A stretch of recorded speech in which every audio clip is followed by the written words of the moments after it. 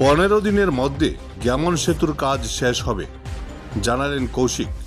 আগামী 15 দিনের মধ্যে কাটিগড়া বদরপুর সংযোগী বেহাল গ্যামন সেতুর কাজ শেষ হবে। কাটিগড়া, লক্ষ্মীপুর এবং মোহনপুর শালচাপড়া জেলা পরিষদ আসনে দলীয় প্রার্থীদের প্রচারে এমন জানান মন্ত্রী কৌশিক রায়। মন্ত্রী বলেন, বিজেপি সম উন্নয়নে কাজ করে যাচ্ছে, যেখানেই উন্নয়ন প্রয়োজন কাজ করা হচ্ছে। অন্যদিকে কংগ্রেস দুর্নীতিতে লিপ্ত। Bureau report, Barak vision.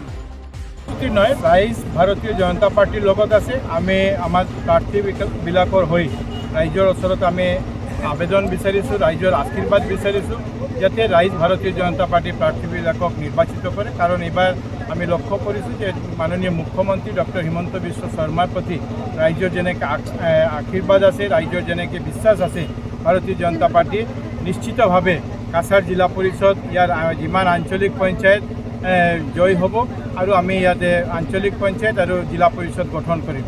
কাৰণ লগতে আমি দেখা পাইছোঁ যে ৰাইজ ডেভেলপমেণ্ট বিচাৰিছে।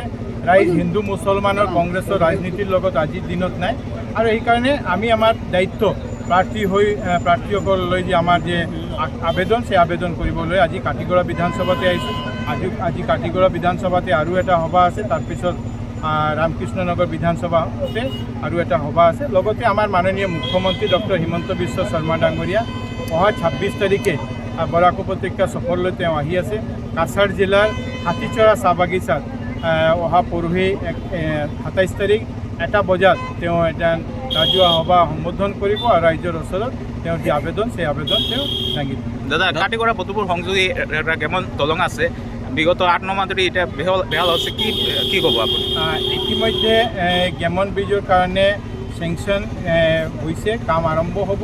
কিন্তু অল্টাৰনেটিভ ৰোডটো হ'ব লাগে, সেই অল্টাৰনেটিভ ৰোডৰ যে ব্ৰিজৰ ৰিপেয়াৰিংটো সেইটোৰ কাৰণে অলপ সময় লাগি আছে।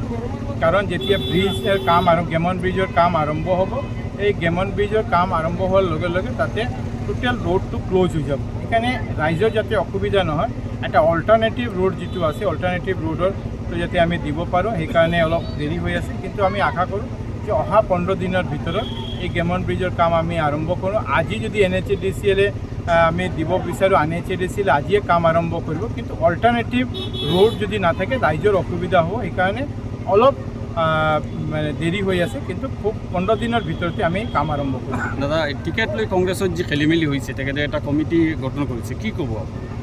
এই কমিটি হ'ল যে মানে এটা গণ্ডগোল ইয়াতে কংগ্ৰেছ কৰিলে।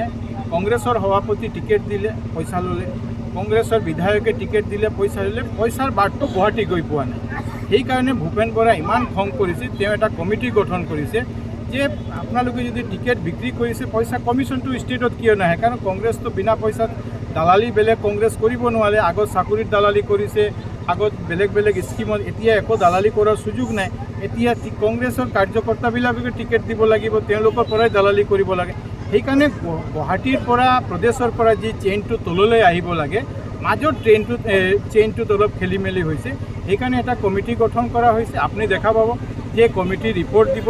যদি কংগ্ৰেছ ষ্ট্ৰিক্ট থাকে, ইয়াতে যিবিলাকে গণ্ডগোল কৰিছে এওঁলোকৰ ওপৰত ব্যৱস্থা ল'ব। একো ব্যৱস্থা কৰিব তেওঁলোকে নোৱাৰে, কাৰণ ভাগটো যোৱা নাই, যে শ্বেয়াৰটো যাব লাগে, সেই শ্বেয়াৰটো যোৱা নাই। সেইকাৰণে এই তদন্ত কমিটি এইবিলাক দেখা পাইছে। Thank U.